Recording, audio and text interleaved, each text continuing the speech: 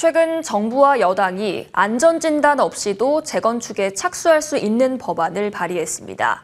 법안이 통과가 되면 앞으로 주민들이 마음만 먹으면 언제든 재건축을 추진할 수 있게 됩니다. 정부는 재건축 관련 규제를 완화하는 정책을 쏟아내고 있는데요. 정작 재건축을 추진하거나 진행하고 있는 곳들의 분위기는 냉랭합니다. 조은하 기자와 자세한 이야기 나눠보겠습니다. 어서 오세요. 먼저 재건축 안전진단 규제 완화에 대한 이야기부터 설명을 해주시죠.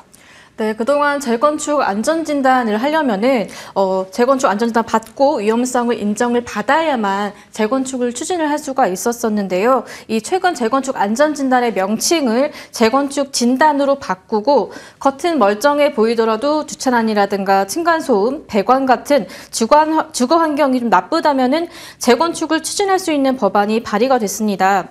유경준 국회의원이 대표 발의한 도시 및 주거환경 정비법, 줄여서 도정법이라고 하죠. 이 개정안이 바로 그것인데요. 이 안전진단 제도는 원래 건물을 무분별하게 부수는 것을 막기 위해서 1994년에 도입된 제도입니다. 문제는 이 법안이 도입된 지도 30년이 지났고 또 주거 환경이 노후화됐었어도 안전진단 통과가 좀 어려운 상황이 됐다는 건데요. 이 때문에 재건축 사업의 데모처럼 여겨져 왔죠. 이 법안이 통과가 되면은 안전진단이 없이도 재건축을 추진할 수 있게 됩니다. 이 재건축 사업 속도를 확실히 높일 수는 있을 것 같은데요. 이번 법안 발의도 그렇고 정부가 재건축 규제 완화에 대한 의지가 강해 보이는데 관련 조치 내용들도 함께 설명을 해주시죠. 일단 대표적인 재건축 완화 정책이 지난해 국회를 통과한 노후계획 도시특별법, 이른바 1기 신도시법이라고 불리기도 하죠. 오늘 4월 말생을 앞두고 있는데요. 정부는 지난 1월 말에 노후계획 도시특별법 적용 대상 지역을 기존 50여 개 택지지구에서 108곳으로 확대를 했습니다.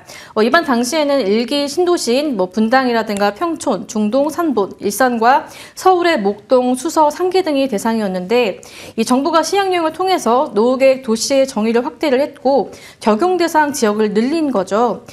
이 중 가장 먼저 재건축을 시행한 선도지구를 연내 지정할 계획인데요. 2030년에 첫 입주가 목표입니다. 이를 위해서 안전진단 면제부터 용적률 상향 이런 것 등 여러 재건축 규제를 완화를 하기로 했는데요. 서울시도 정비사업 촉진에 굉장히 적극적인데 모아타운이라든가 신통계획 같은 것이 대표적인 예라고 할 수 있습니다. 이 정부의 재건축 완화에 대한 의지가 확실히 보이고 있는데 그런데 정작 요즘 재건축 사업장들을 보면 이 제속도를 내지 못하고 있다고요. 네, 맞습니다. 요즘 대정비 관련하고 있는 그런 사업장의 가장 큰 이슈가 분담금입니다. 최근 공사비가 3.3제곱미터당 1,000만 원 선으로 치솟으면서 분담금도 덩달아 불어나고 있습니다. 지난해 입주에 들어간 서울 서초구의 반포동에 있는 레미안 원베일리 같은 경우에는 공사비가 3.3제곱미터당 583만 원이었거든요. 그런데 최근에 같은 서초구에 있는 잠원동 신반포 22차는 공사비를 1,300만 원대로 인상하는 방안을 논의를 하고 있고요. 또 영등포구 공작아파트 같은 경우에도 1,070만 원 수준으로 조정을 하고 있습니다. 이 정도로 공사비가 올라가면은 아무리 일반 분양 가격을 높인다고 해도 조합원들이 내야 할 그런 분담금 부담이 커질 수밖에 없습니다. 서초구 잠원동에 있는 신반포 18자 분담금 같은 경우에 사업 초기까지만 해도 3억에서 4억 원 정도 이렇게 이야기가 됐었었는데 지금은 12억 원대까지 거론이 되고 있거든요. 또 노원구 상계주거 5단지 같은 경우에 전용 31제곱미터 기준 시세가 4억 6천만 원인데 이보다 더 많은 분담금인 5억 원을 내라 이런 이야기가 나왔고 결국 시공계약을 해지한 상태입니다. 상황이 이렇다 보니까 공사비 갈등 때문에 아예 공사가 중단된 곳들도 나오고 있거든요. 2022년이었죠. 둔천주공이 6개월 동안 공사를 중단한 그런 사례가 있었었고요. 또 올해 같은 경우에도 대조 1구역의 재개발 공사가 지금 중단된 그런 상태입니다.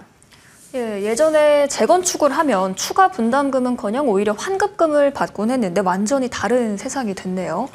이런 상황에서 재건축 규제 완화의 실효성이 과연 있다고 볼 수 있을까요? 네, 사실 금리 인상부터 원자재값 인상 그리고 고물가 이런 시장 환경 자체가 굉장히 나빠진 그런 상황이다 보니까 이렇게 규제를 풀어주는 것만으로도 한계가 있다 이런 이야기가 나오고 있습니다. 관련 전문가 이야기 들어보시겠습니다. 정부에서 여러 가지 활성화 대책들을 내놓고 있지만 현재 시장 상황이나 여러 가지 그 조건들을 고려했을 때 이 재건축 시장이 활성화되기에는 상당히 어려움이 있습니다. 공사비의 증가, 또 사업 기간의 연장 이런 것들로 인해서 지금 시장 상황이 워낙 좋지 않기 때문에 실질적으로 재건축을 활성화시키기는 쉽지 않다고 보여지는 거죠. 네, 사실 이 재건축 규제 완화 정책이 나온 이후에 리모델링을 검토하던 곳들에서 재건축을 하자 이렇게 입장을 바꾸는 조합원들이 나오면서 리모델링파와 재건축파 이 양측 간의 갈등의 골이 깊어지고 있는 그런 상황이거든요. 하지만 재건축이든 리모델링이든 공사비 부담이 큰 거는 마찬가지입니다. 이 공사비라는 현실적인 문제가 해결이 되지 않는다면은 재건축 규제 완화 정책들은 포퓰리즘에 그칠 수가 있다. 이런 우려 섞인 목소리들이 나오고 있는데요. 이런 관련 대책들도 좀 나와야 되지 않을까 싶습니다.